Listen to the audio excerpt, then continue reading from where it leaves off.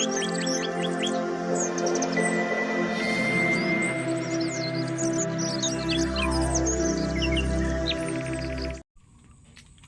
mga kamag. Andito tayo ngayon sa loob ng aking farm. Papasokin natin ang kung saan tayo nagpapatubo ng white oyster mushroom. Good morning, good morning. Ayan, may mga bunga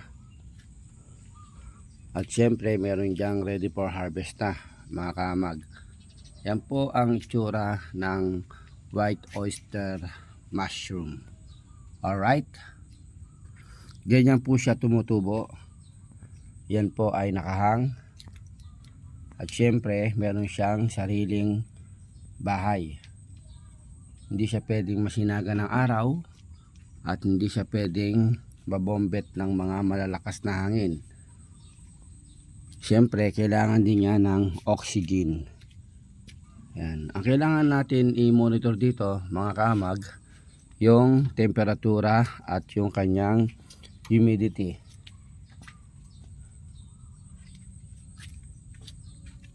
Ayan, mag-harvest na po kami. Kukunin na po namin yung mga dapat harvestin, yung mga malalaki na flower ng white oyster mushroom.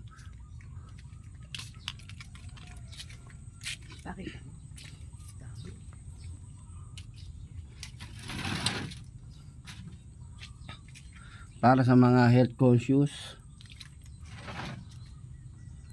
sa mga mahihilig kumain ng white oyster mushroom.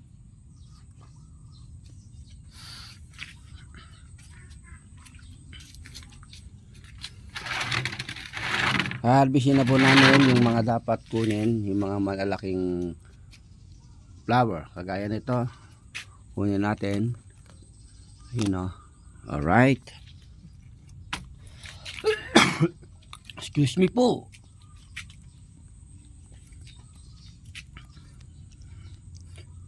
Yan na, ito. Pwede na siyang kunin.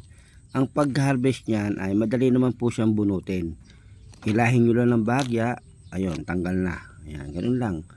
Ayan. At syempre, may mga dumi yan na nakakasama yung mga kusot. Kailangan po natin yan tanggalin.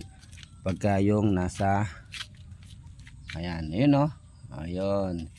Yan yung white oyster mushroom.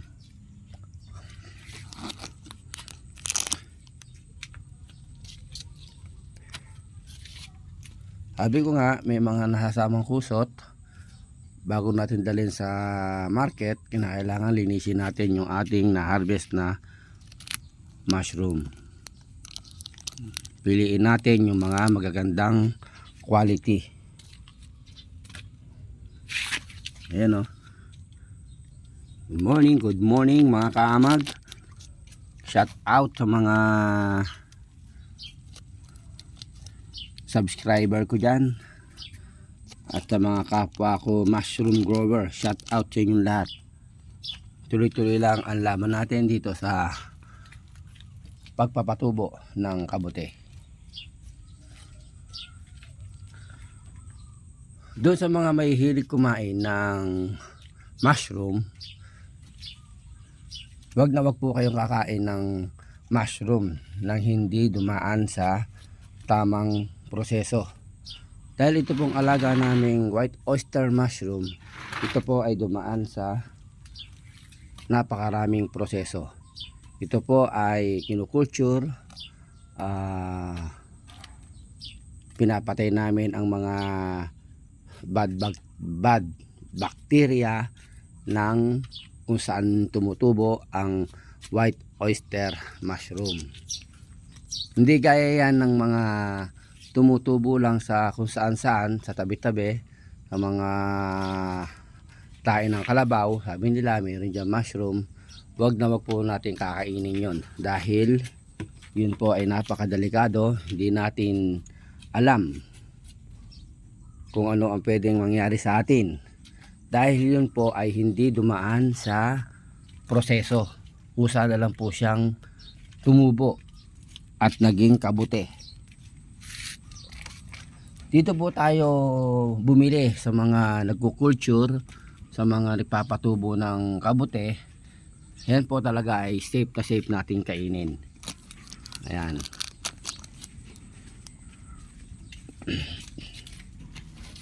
Ba't pinuha mo yun? Lalaki pa to. Alright. Ayan o. Good morning mga kaamag. Welcome to YouTube channel. Dito sa aking Means Mushrooman. Ngayon lang po. Sabi mo pag mamimitas dapat mo. Kasi hindi maiiwasan na wala.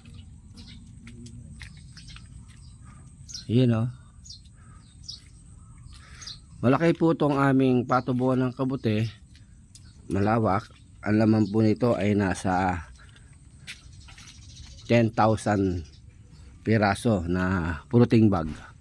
Yung tinatawag po natin fruiting bag, mga kamag, yun po ay yun yung patubuan ng kabute.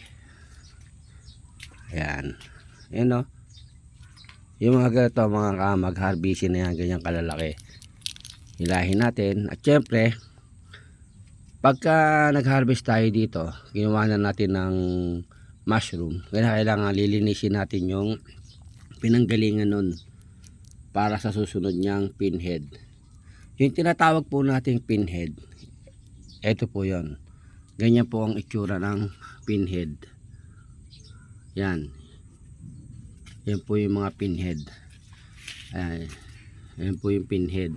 Bilang lang po tayo pag may pinhead na ganyan, bilang lang po tayo ng mga 4 na araw, malaki na yan. Ayan, yan po yung step by step ng pinhead. Ganyan po siya bumubuka ng maganda. Ayan. Pag nagkaroon po ng pinhead, nakita nyo, yan po ay kailangan ninyo ng alagaan. Kailangan nyo po silang supplyan ng moisture. Pero pagka naman po na sa loob kayo ng growing house, sa tagal-tagal nyo na nag-aalaga ng mushroom, pagpasok nyo pa lang po ng growing house, mararamdaman nyo na yung kung kayo naiinitan, naalisanganan kayo, yun po ay dapat na po kayong magdilig, magbasa. Dahil hindi po magiging maganda ang kondisyon ng ating fruiting bag pagka po ganun ang pakiramdam ninyo sa loob ng growing house.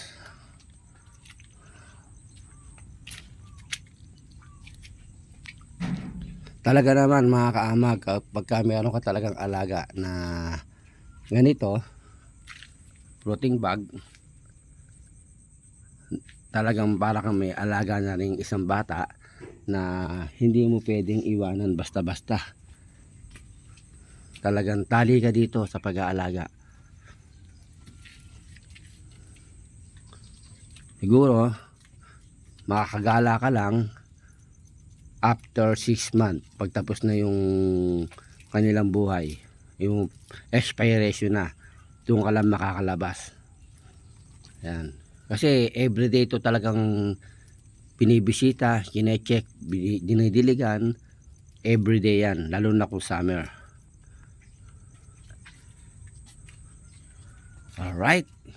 Sana nakapagbigay ako sa inyo ng konting idea kung paano ang mag-alaga ng mushroom at kung paano ang setup ng growing house. Ayan. Ganyan lang. Na kailangan may mga tela tayo sa buong paligid at merong konting ventilation sa taas at sa ilalim. Ayan. Para sa kanyang maayos na oxygen. Ito pala tatanggalin na.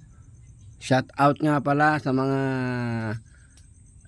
followers ko yan. Shout out po sa LGU. Diyan po sa DOST, Bureau of Plant Industry, DTI, PICEDO, at sa iba pang sangay ng LGU. Shout out po sa inyong lahat. Maraming salamat po sa walang sawa niyong pagsuporta sa katulad naming MSME. Alright, tapos na nga po tayo mag-harvest at naka-harvest tayo ng isang tray. At ako ngayon ay magpapaalam na sa inyo mga kaamag. Thank you for watching.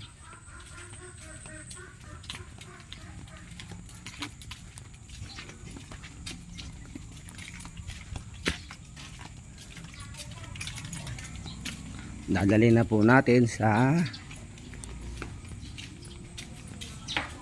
Himayan area.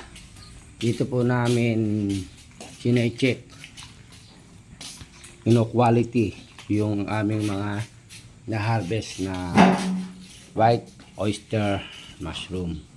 Alright mga kamag, thank you for watching and God bless you all.